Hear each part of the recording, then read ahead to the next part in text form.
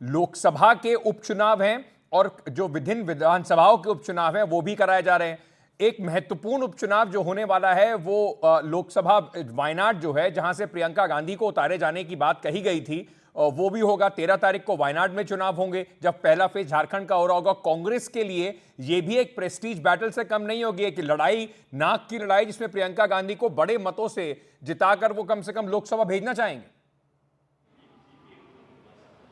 बिल्कुल, देखिए अंकित, न सिर्फ वायनाड की लड़ाई बल्कि जो दूसरी नाक की लड़ाई होगी उपचुनाव, वो उत्तर प्रदेश में जो 10 विधानसभा की सीटों के लिए उपचुनाव होने हैं, दोनों ही जगह आप मानकर चलिए। वायनाड पर तो राहुल गांधी ने बड़ी जीत दर्ज की थी और वो सीट उन्होंने छोड़ी थी और पहले ही इसकी घोषणा की जा चुकी है कि वायनाड से कांग्रेस पार्टी प्रियंका गांधी को मैदान में उतारेंगी और वो मैदान में वहाँ से अब चुनाव में पहली बार वो चुनावी मैदान में उतरेंगे। लेकिन जो असल नज़र रहेगी लोगों की वो है उत्तर प्रदेश में जो 10 विधानसभा सीटों पर उपचुनाव होने हैं, उसमें भी जो अयोध्या की जो सीट है फैज़ाबाद की, उसमें मिल्कीपुर विधानसभा सीट है जो अवधेश प्रसाद जो सांसद बन गए हैं, उनके सांसद बनने के बाद वो खाली हुई है। उस सीट पर सबकी नज़र रहेगी और आप तय मानिए, और आप देख रहे हैं पिछले कई दिनों से उत्तर प्रदेश में किस तरह का सियासी माहौल है, वो सिर्फ इसलिए है कि सभी पार्टियों की नज़र उन 10 सीटों पर है और इन उपचुनाव में जो जितनी ज़्यादा सीटें जीतेगा वो उसके जो आगे आने वाला विधानसभा चुनाव उत्तर प्रदेश में वो काफ़ी कुछ उसमें उसको देखा जा सकेगा। तो आपने बिल्कुल ठीक कहा, विधानसभा चुनाव पर भी नज़र रहेगी। और मैं एक छोटा सा अपडेट दे दूं कि महाराष्ट्र और झारखंड में जैसे ही चुनाव अनाउंस हुआ है, कांग्रेस पार्टी ने अब से पहले दोनों ही राज्यों के लिए अपने अपने ऑब्जर्वर्स नियुक्त कर दिए हैं।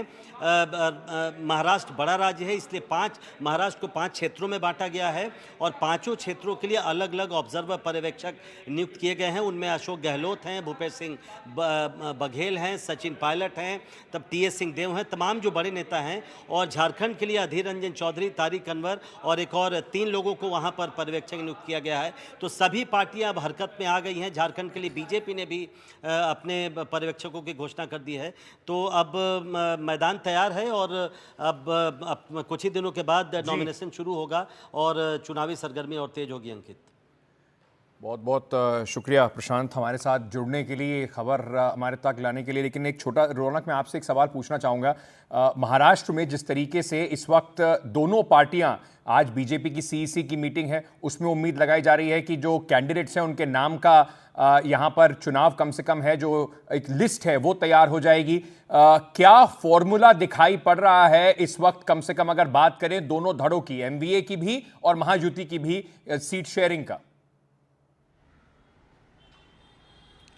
जी देखिए, हमें जो सूत्रों के हवाले से खबर मिल रही है, कल बीजेपी की दिल्ली में जो अहम बैठक हुई उसके बाद जो सूत्र बता रहे हैं कि बीजेपी लगभग 158 सीटों पर विधानसभा का चुनाव लड़ सकती है, जबकि उनके अलायंस पार्टनर फिर एकनाथ शिंदे की शिवसेना की अगर बात की जाए तो लगभग 70 सीटें उन्हें दी जा सकती है और अजीत पवार की पार्टी को 50 सीटें जो है विधानसभा की दी जा सकती है। और जो 10 सीटें बचती है वो छोटे जो अलायंस पार्टनर है महायुति गठबंधन में, उनके लिए छोड़ने का फैसला हो सकता है। ये हमारे सूत्रों के हवाले से हमें खबर मिल रही है। और अगर महाविकास आघाड़ी की बात की जाए तो अभी भी लगभग 58 ऐसी सीटें हैं जहां पर पेच फंसा हुआ है। उसको लेकर मुझे लगता है आने वाले 1-2 दिनों में इस पर भी जल्दी फैसला हो जाएगा, क्योंकि 29 तारीख को नॉमिनेशन भरने की आखिरी तारीख है। तो बहुत जल्दी गतिविधियां महाराष्ट्र में बदलती हुई आपको नजर आ जाएगी। लेकिन मुख्य तौर पर जो मुझे लग रहा है कि दोनों, अगर इस चुनाव की बात की जाए तो भले ही महाविकास आघाड़ी बनाम महायुति के बीच में लड़ाई हो,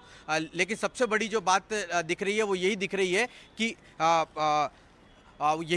मुख्य तौर पर कि इसमें जो एक्स फैक्टर है, वो एक्स फैक्टर एक तो लाडली बहन योजना और दूसरा मनोज जरांगे पाटिल रहने वाला है। मनोज जरांगे पाटिल अगर चुनाव लड़ते हैं तो ये सीधा सीधा मैसेज देखने को मिलेगा कि महाविकास आघाड़ी के वोटों में जो है कहीं ना कहीं बंटवारा देखने को मिल सकता है।